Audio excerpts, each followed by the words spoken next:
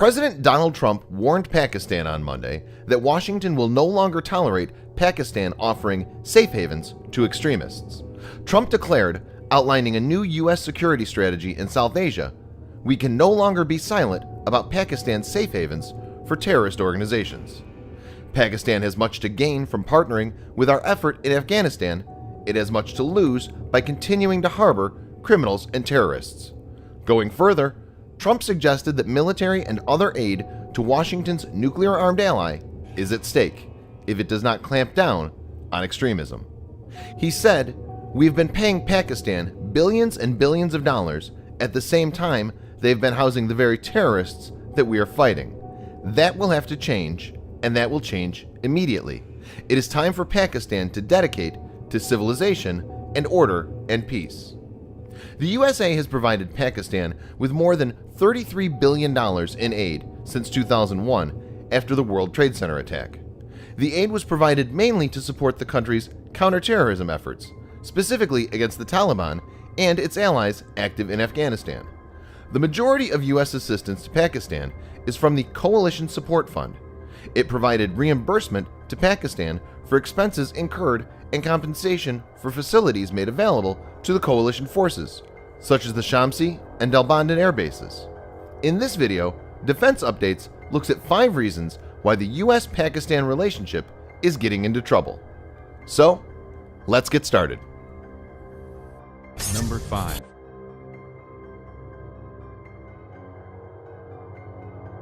On May 2, 2011, the U.S. Navy SEALs successfully killed al-Qaeda leader Osama bin Laden.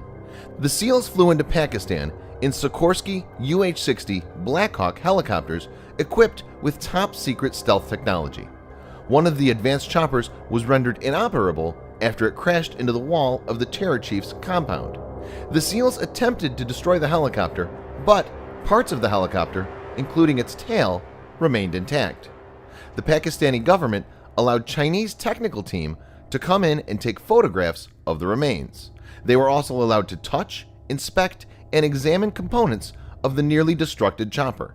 This was done despite explicit requests from the CIA not to.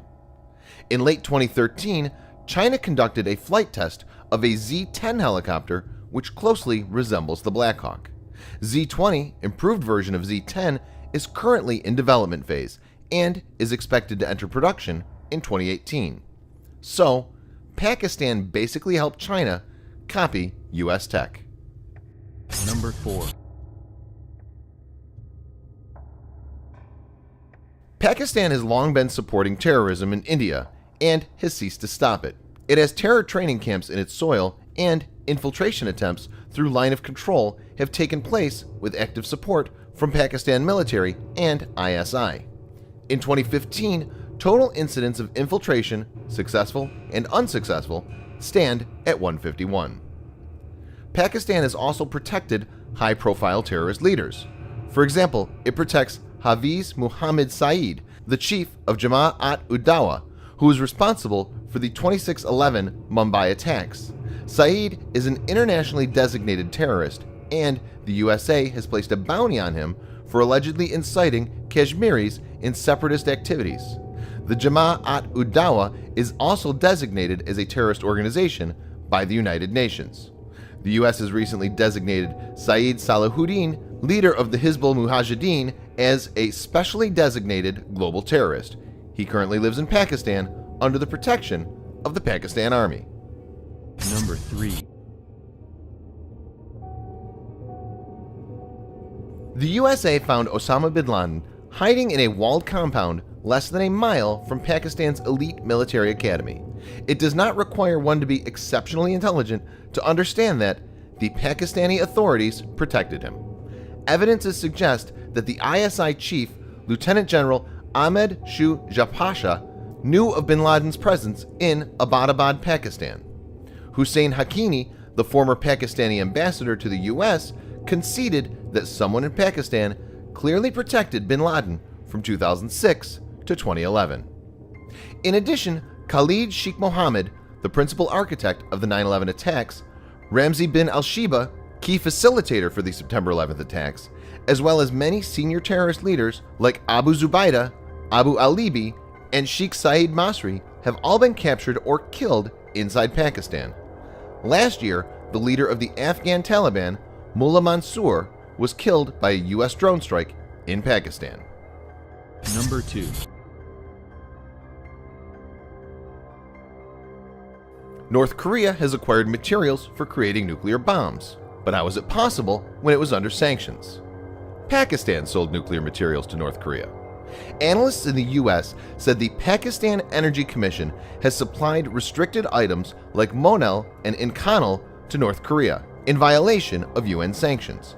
They added that the China Atomic Energy Authority had received a written complaint that supplies of a Chinese company, Beijing Suntech Technology Company Limited, were being diverted to North Korea by the Pakistani authorities. In effect, Pakistan has procured these sensitive items from China and has passed them along to North Korea. Number 1.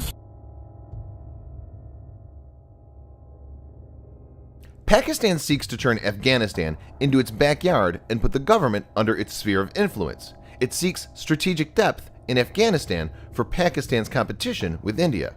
For that, it has backed terrorist activity in Afghanistan. It is maintaining and protecting the Taliban to use them as a proxy force to gain control over and eventually dominate Afghanistan. Pakistan was responsible for the evacuation of about 5,000 of the top leadership of the Taliban and Al-Qaeda, who were encircled by NATO forces in the 2001 invasion of Afghanistan.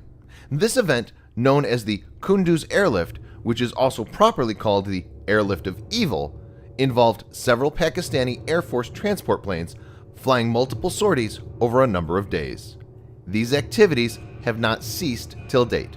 Apart from the Taliban, Pakistan is supporting the Haqqani Network, Islamic State, and Al-Qaeda as per most U.S. strategic experts. It must be noted that these organizations are responsible for killing U.S. troops.